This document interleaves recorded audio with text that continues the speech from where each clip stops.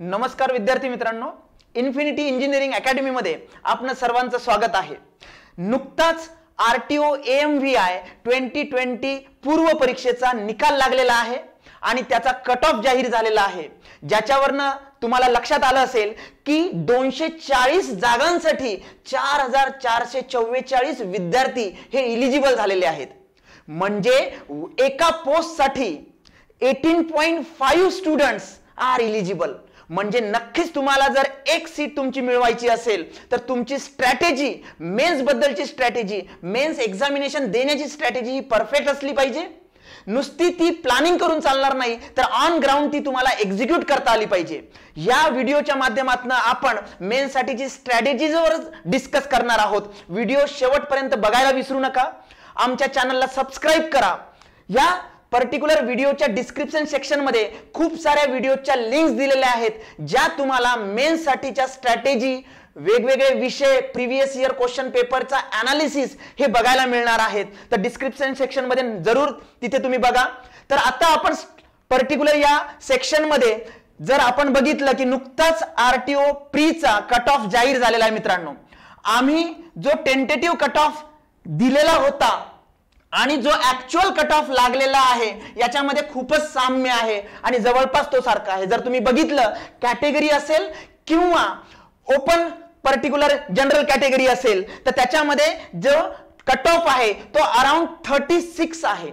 त्याच्यामुळे जर स्टडी करायचा असेल याच्या पुढे तर ह्या कट ऑफचा आता तुम्ही कुठलाही विचार करायचा नाही, याच्या पुढे बघायचं। जर आपण 2017 मेन्स एक्झामिनेशनचा कट ऑफ बघितला तर त्याच्यामधले जे मार्क्स आहेत मित्रांनो, कट ऑफ मार्क्स ते आहेत 188। जागा किती होत्या ह्या लक्षात घ्या। त्यावेळेला ज्या जागा होत्या ह्या 800 प्लस जागा होत्या, अराउंड 833। आणि आता हे 2017चा सिनारिओ आहे आणि 2020च्या ज्या जागा आहेत त्या आहेत तुमच्या 240 जागा।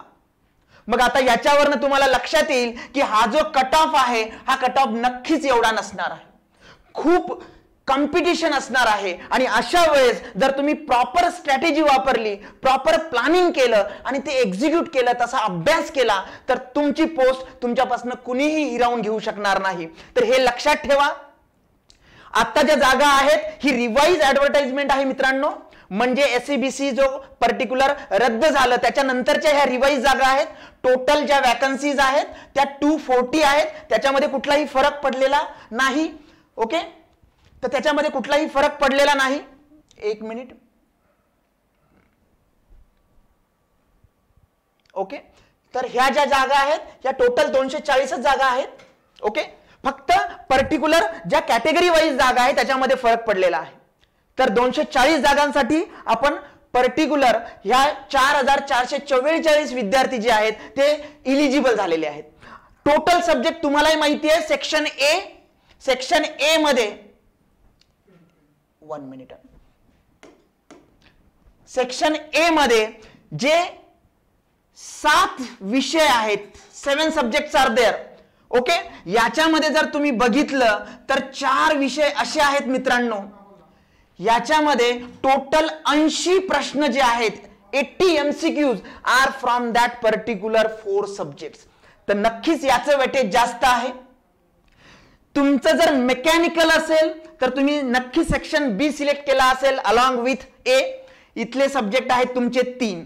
आणि तुमचं जर ऑटोमोबाईल असेल तर तुम्ही हा सेक्शन सिलेक्ट केलेला असेल, इथले जे सब्जेक्ट्स आहेत ते आहेत 3।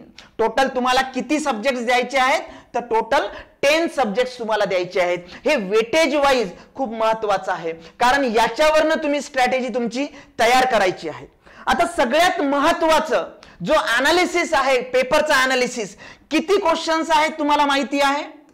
150 MCQ।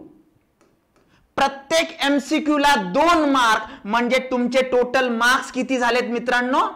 300 मार्क्स झालेले आहेत, बरोबर आहे। आणि वेळ किती आहे तर 1.5 hour, म्हणजेच 90 मिनिट।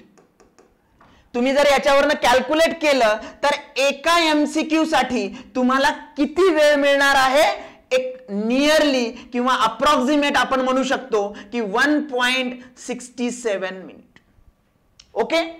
आणि याच्या व्यतिरिक्त जे सर्कल किंवा जी OMR शीट आहे ते जे बबल करायचंय तुम्हाला त्याच्यासाठीचा वेगळा वेळ असणार आहे.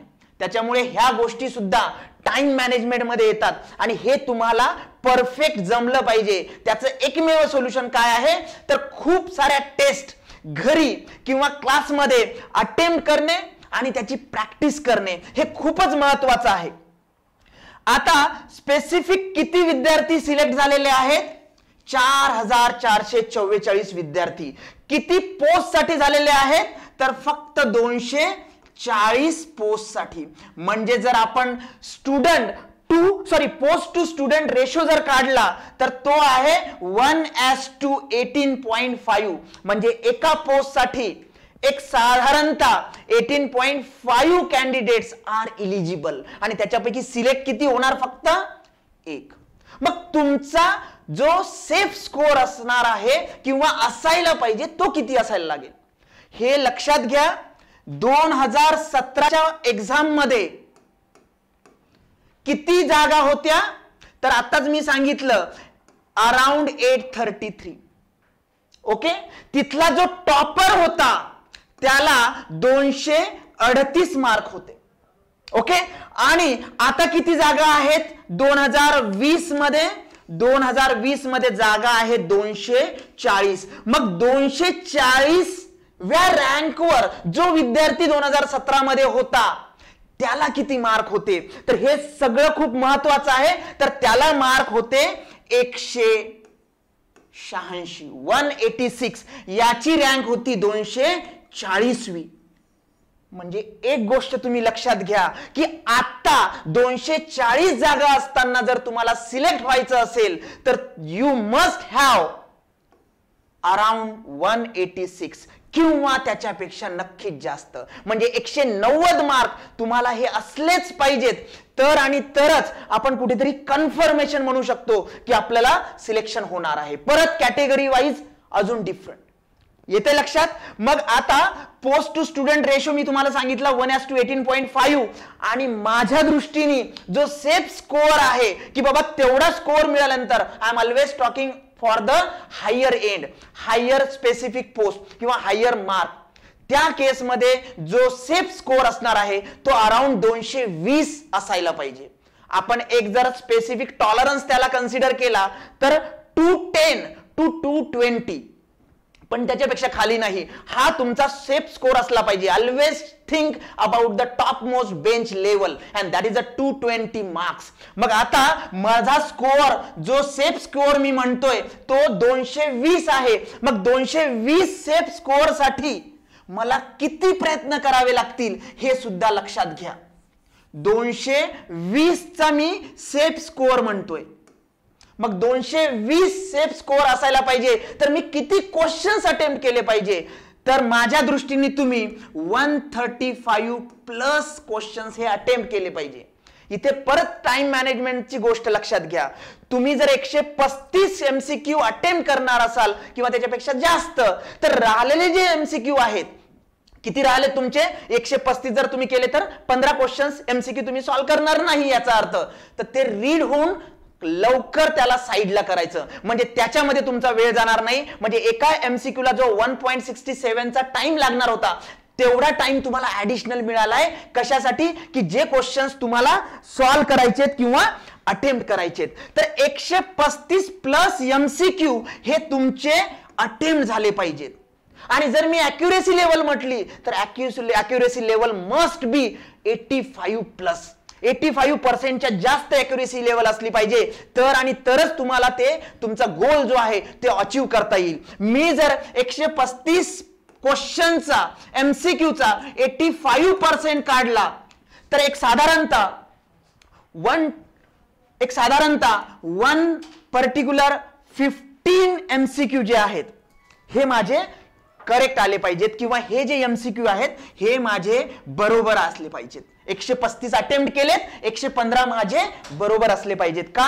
कारण माझा जो अॅक्युरेसी लेवल मी कन्सिडर केलाय तो केलाय 85%. मग आता ह्या केसमध्ये 115 MCQ बरोबर म्हणजे प्रत्येक MCQचा तुमचा 2 मार्क जर धरले तर आपल्याला 230 मार्क्स हे करेक्ट एमसीक्यूचे असणार आहेत. येते लक्षात? पण असं नाही की सगळे करेक्ट आहेत, सॉरी सगळे अटेम्प्ट केलेत आणि सगळेच तुमचे करेक्ट आहेत, असं होतंय का? नाही. मग आता त्या केसमध्ये जर 85% असेल तर नक्कीच तुमचं 15% हे रॉंग आन्सर असेल. मग ते जर कन्सिडर केलं मी आणि काय आहे त्याचा रेशो हे तुम्हाला माहिती आहे. जर रॉंग तुम्ही रॉंग जर तुम्ही क्वेश्चन मार्क केला तर त्या केसमध्ये 1/4 म्हणजेच 0.25 निगेटिव्ह मार्किंग आहे. म्हणजे राहिलेले जे क्वेश्चन तुमचे चुकलेत, तुमचे क्वेश्चन किती चुकलेत? 115 तुमचे बरोबर आलेत, अटेम्प्ट केले तुम्ही 135, म्हणजे तुमचे 20 क्वेश्चन्स काय आहेत हे चुकलेत. मग त्याचे मार्क्स तुमचे मायनस झाले तर आणि तरच, म्हणजे हे एवढ्या क्वेश्चनचे मार्क्स मायनस करून 1/4 नी तरी तुम्ही हा गोल अचीव करू शकता. म्हणजे तुमचा सेफ स्कोर जो आहे तो एक साधारणतः 210 ते 220 असला पाहिजे. ते अचीव करण्यासाठी तुमची ॲक्युरेसी लेवल 85% ची असली पाहिजे आणि तुम्ही किती क्वेश्चन्स अटेम्प्ट केले पाहिजे? 135. तर ही स्ट्रॅटेजी लक्षात ठेवा मित्रांनो. टाइम मॅनेजमेंट व्यवस्थित करा, कारण टाइम मॅनेजमेंट मध्ये 2 पॉइंट महत्वाचे आहेत. एक आहे एका एमसीक्यू ला सॉल्व्ह करायला तुम्हाला किती वेळ लागतोय आणि बबल शीट फिल करायला तुम्हाला किती वेळ लागतोय. त्याच्यानुसार जेवढे क्वेश्चन्स तुम्ही एका स्कॅन मध्ये जर तुम्हाला कळलं की हा क्वेश्चन आपल्याला येणारच नाही, तो डायरेक्ट तिथे स्किप करायचा. ओके. आता जर सब्जेक्ट आपण बघितलेत, या स्लाइड मध्ये मी सब्जेक्ट तुम्हाला सांगितले होते. सॉम, strength of material, Tom, thermal engineering, hydraulics, mechanical technology, automobile engines, industrial electronics आणि सेक्शन बी मधले हायड्रॉलिक मशीन, इंडस्ट्रियल इंजिनिअरिंग आणि RAC रॅक. आणि हा जर सेक्शन असेल तुमचा तर व्हेकलशी रिलेटेड आहे, automobile system, vehicle maintenance, transport management. Okay. मग आता हे जे सब्जेक्ट आहेत या सब्जेक्टचा स्टडी कसा करायचा, फ्लो काय असला पाहिजे जेणेकरून मॅक्सिमम तुमचे एमसीक्यू हे सॉल्व्ह होतील आणि करेक्ट येतील. तर याच्यासाठीच हा एक स्पेसिफिक टेबल तुम्ही यूज करू शकता मित्रांनो. याच्यामध्ये मी काय केलंय की जे सब्जेक्ट आहेत 10 सब्जेक्ट, त्या 10 सब्जेक्टना 3 कॅटेगरीमध्ये डिवाइड केलंय. हार्ड लेवल, मीडियम लेवल आणि इझी लेवल. बऱ्याच अंशी तुमच्या नॉलेजनुसार किंवा तुमचा जो स्टडी आहे त्याच्यानुसार मे बी हे सब्जेक्ट इकडे तिकडे होऊ शकतात. म्हणजे फॉर एक्झाम्पल एखाद्या विद्यार्थ्याला जो थर्मल आहे तो खूपच हार्ड जातो आणि इलेक्ट्रॉनिक्स एकदम सोपा जातो, असंही होऊ शकतं. पण मी हे एक सॅम्पल इथे तयार केलंय. याच्यामध्ये हार्ड सब्जेक्ट मध्ये मी हा मेकॅनिकल टेक्नॉलॉजी किंवा ज्याला आपण प्रोडक्शन टेक्नॉलॉजी हा म्हटलंय, हा याच्यासाठी म्हटलंय कारण हा जो सब्जेक्ट आहे हा बल्की सिलेबस आहे किंवा याच्यामध्ये खूप लेंदी सिलेबस त्यांनी दिलेला आहे. ही एक गोष्ट असू शकते की बऱ्याचशा विद्यार्थ्यांना हा सब्जेक्ट हार्ड जातो. त्यानंतर दुसरा विषय मी कन्सिडर केला इथे इंडस्ट्रियल इलेक्ट्रॉनिक्स. मेकॅनिकलच्या विद्यार्थ्यांना इंडस्ट्रियल इलेक्ट्रॉनिक्स हा विषय नेहमीच कठीण गेलेला असतो. कॉलेजला असताना त्यांनी तो बऱ्याच अंशी स्किप करून फक्त पासिंग मार्क घेतलेले असतात, त्याच्यामुळे इथे तो त्यांना हार्ड जाऊ शकतो. पण एक लक्षात ठेवा, बाकीचे सगळे विषय हे मेकॅनिकलचे आहे, त्याच्यामुळे त्याच्यामध्ये लेवल तुमच्या सगळ्या विद्यार्थ्यांची एकसारखी असू शकते. पण इंडस्ट्रियल इलेक्ट्रॉनिक्स मध्ये जर तुम्हाला जास्त मार्क पडले मित्रांनो तर नक्कीच तुम्ही याच्यामध्ये हे जे मार्क्स आहेत इंडस्ट्रियल इलेक्ट्रॉनिक्स मध्ये पडलेले, म्हणजे 10 पैकी तुमचे 8 एमसीक्यू हे बरोबर जर आले तर हेच मार्क जे आहेत हे तुमच्यामध्ये आणि सिलेक्ट न झालेल्या कॅन्डिडेट मधला फरक होऊ शकतो. हे मी इथे सॅम्पल घेतलंय, तुमच्यानुसार ही शीट तयार करा. हार्ड सब्जेक्ट इथे घेतलेत, मीडियम सब्जेक्ट इथे घेतलेले आहेत आणि इझी सब्जेक्ट इथे घेतलेले आहेत. असंही होऊ शकतं, याच्यामध्ये शफलिंग होऊ शकतं तुमच्या नॉलेजनुसार. आता सगळ्यात महत्वाची गोष्ट लक्षात ठेवा की याला जे आहे हे हायर लेवलला तुम्हाला टाइम मॅनेजमेंट द्यावं लागेल. ह्याचा अभ्यास व्यवस्थित आणि जास्त वेळ करावा लागेल सुरुवातीला. याच्यासाठी थोडा त्याच्यापेक्षा कमी वेळ द्यावा लागेल आणि ह्या विषय तुमचा माहिती आहे म्हणजे याच्यामध्ये हा विषयाला तुम्ही कमी वेळ द्यायचा, सगळ्यात कमी. असंही होऊ शकतं की एका वीक नंतर इथला काही विषय इथे जाईल, इथले काही सब्जेक्ट इथे जाईल. म्हणजे असा ट्राय करा की हायर एंडला पहिले हार्ड सब्जेक्ट जे आहेत ज्याचं वेटेज जास्त आहे पण हार्ड आहे अशाला जास्त वेळ द्या. म्हणजे तुम्हाला सिक्वेन्शियली स्टडी करायला खूप चांगला वाव मिळेल. ओके. आणि ह्यामध्ये जेवढं जास्त स्टडी तुमचा हार्डला झाला मग तो मीडियम मध्ये जाईल आणि तिथनं तो इझी मध्ये जाईल. हा फ्लो ठेवा जेणेकरून एक वेळ अशी येईल एका स्पेसिफिक टाइम पिरियड नंतर की सगळे विषय हे तुमचे इकडे असले पाहिजेत. ओके. हा फ्लो ठेवा मित्रांनो. त्यानंतर दुसरी गोष्ट अशी आहे की एमसीक्यू तर मी खूप घेऊन बसलोय, नुसतं मटेरियल घेऊन बसलोय. ओके. बुक्स मधलं आहे, ऑनलाईन आहे, नेटवरचं आहे, हे सगळे मी फक्त एमसीक्यू घेऊन बसलोय आणि आता मला ते रीड करायचे आहेत. पण जर मला प्रॉपर एमसीक्यू रीड करायचं असेल, I am talking about at the time of study. आता हा स्टडीचा टाइम आहे. इथे एमसीक्यू कसा रीड करायचा आणि कसा स्पेसिफिक यूज करायचा त्याला की जेणेकरून हा एमसीक्यू असाच्या असाच येणार हे तर नाहीये. मग हा जरी नाही आला पण याच्या जागी दुसरा आला तर त्या केसमध्ये मॅक्सिमम एमसीक्यू कसे क्रिएट झाले पाहिजे, कसे डिझाईन होतात जेणेकरून मला ते अटेम्प्ट करता येतात. याची एक सिंपल मेथड मी तुम्हाला सांगतो.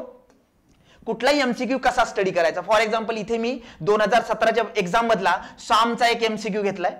The ratio of largest load in the test to the original cross sectional area of the test piece is, आणि ऑप्शन आहे elastic limit, yield stress, ultimate stress, breaking stress.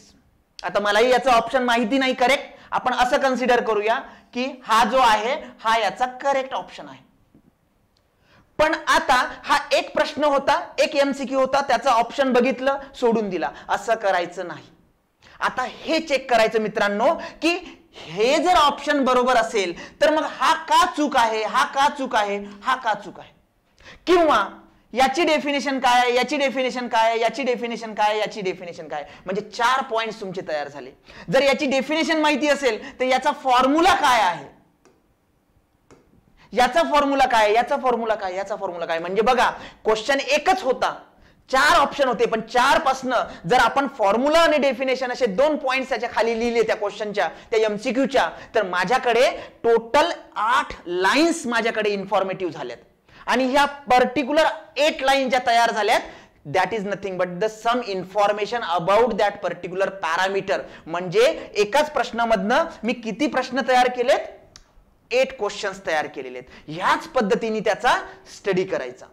याच्यामध्ये जर एखादा पर्टिक्युलर पॉइंट मी change केला, एखादा word change केला तर याचा जर ऑप्शन बदलत असेल ते सुद्धा लक्षात घ्यायचं.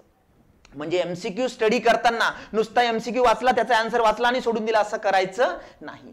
4 ऑप्शन्स आहेत, 4 ऑप्शनचे 4 क्वेश्चन्स काय तयार होऊ शकतात, त्याच्यामध्ये अजून व्हेरायटी काय मिळू शकते. जर नंबर्स असतील त्या ऑप्शन मध्ये तर बाकीचे नंबर्स का नाही, जर फॉर्म्युले असेल तर बाकीचे फॉर्म्युले का नाही, मग ते फॉर्म्युले कशाचे आहेत, ह्या पद्धतीने तुम्ही एमसीक्यू स्टडी करायचे आहेत. ओके. जो स्टडीचा फ्लो आहे मित्रांनो तो खूपच महत्वाचा आहे की कशा पद्धतीने स्टडी करायचा आहे. आता तर रिझल्ट लागलाय म्हणावं सर, पण असं नाही.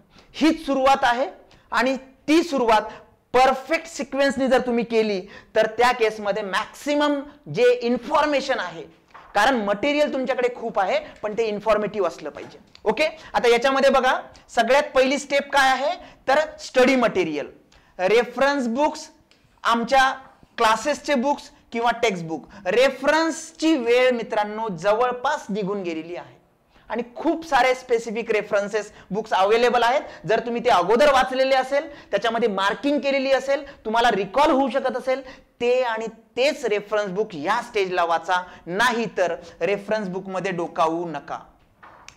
कलेक्टिव्हली कॉम्प्रेसिव्ह नोट्स जर असतील तर बेस्ट आहे, कारण सिलेबस वाईज, टॉपिक वाईज तुमच्या आरटीओ मेन्सच्या सिलेबसला धरून ते डिझाईन केलेले असतात, किंवा बेस्ट वे टेक्स्ट बुक. जर हे नसतील तर त्या केसमध्ये तुम्ही क्लास नोट्सवर जायचं. जर तुम्ही क्लास लावलेला असेल तर क्लास नोट्सवर, क्लास जर लावलेला नसेल तर तुमच्या स्वतःच्या नोट्स काढायच्या. मग त्या केसमध्ये तुमच्या नोट्स कशा असल्या पाहिजेत तर त्या ह्या स्पेसिफिक नोट्स असल्या पाहिजे. म्हणजे कंप्लीट ज्याला म्हणतो डेडिकेटेड नोट्स त्या असल्या पाहिजेत. त्यानंतर त्या नोट्सवरनं तुम्ही काय तयार करायचे, तुमच्या शॉर्ट नोट्स, ज्याला ब्रेन मॅपिंग म्हणतो. म्हणजे एक इन्फॉर्मेशन आहे, सपोज 4-5 पेज मध्ये आहे, तर त्या पर्टिक्युलर पेजला कॉम्प्रेस करत आणायचं, खूप सारे पॉइंट्स असतील ते कमी कमी करत आणायचे, त्याच्यातले पॉइंट्स हे तुमच्या ब्रेन मध्ये असले पाहिजेत नंतर, म्हणजे तुमच्या ज्या नोट्सची साईज आहे ती छोटी छोटी होत जाईल आणि जे कलेक्टिव्ह इन्फॉर्मेशन तुम्ही घेतली ते तुम्ही रिव्हर्ट कराल इकडे. मग आता त्या केसमध्ये तुमच्या शॉर्ट नोट्स ह्या असल्या पाहिजेत. मग शॉर्ट नोट्स मध्ये सगळ्यात महत्वाचं काय आहे, फॉर्म्युला शीट असेल, डेफिनेशन शीट असेल, काही कॅरेक्टरिस्टिकच्या डायग्राम्स असतील, शॉर्ट डायग्राम्स, तर त्या डायग्राम ब्रेन मॅपिंगनी तुमच्या लक्षातच असल्या पाहिजेत. ओके, फॉर एक्झाम्पल स्ट्रेस आणि स्ट्रेन मधला जर इलॅस्टिसिटीचा कर्व असेल तर तो तुमच्या लक्षातच असला पाहिजे, तो पेपरवर उतरवायची गरज नाही, त्याला ब्रेन मॅपिंग म्हणतोय आपण. तर त्या पद्धतीने तुमच्या ज्या शीट्स आहेत त्या तयार झाल्या पाहिजेत. ओके, त्यानंतर तुम्ही हात लावायचा आहे की जुने एमसीक्यू कुठल्या लेवलचे होते. जुन्या सगळ्या जर एक्झाम बघितल्या, ही डिप्लोमा लेवलची एक्झाम आहे तुम्हाला माहिती आहे, तर सगळ्या ज्या लेवलची जर काठिण्य पातळी किंवा डिफिकल्टी लेवल आपण बघितली तर एक मीडियम लेवलला पेपर आलेले आहेत, एकदम हार्ड लेवलला नाही.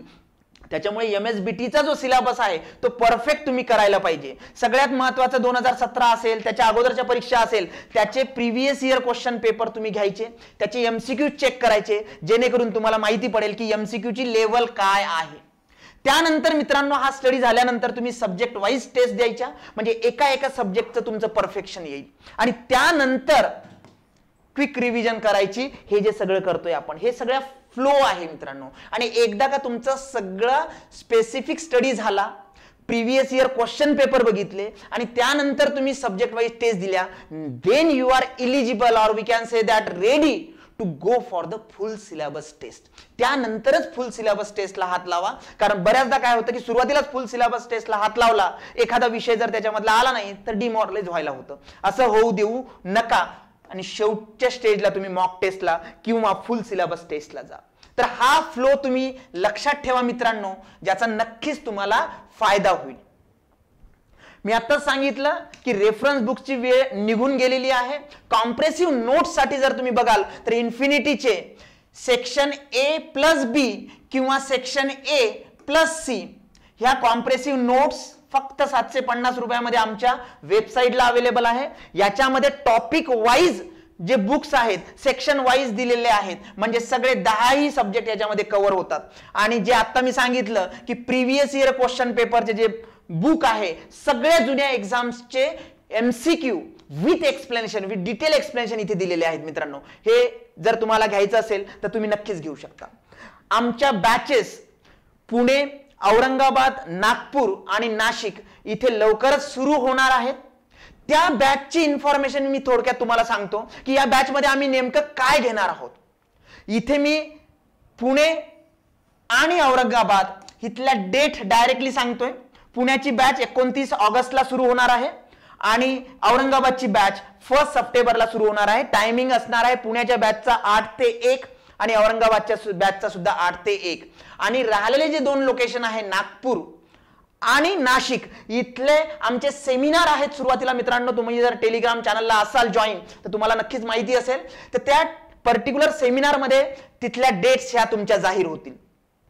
बॅचचं ड्युरेशन एक साधारणतः 2 ते 2.5 महिने असणार आहे.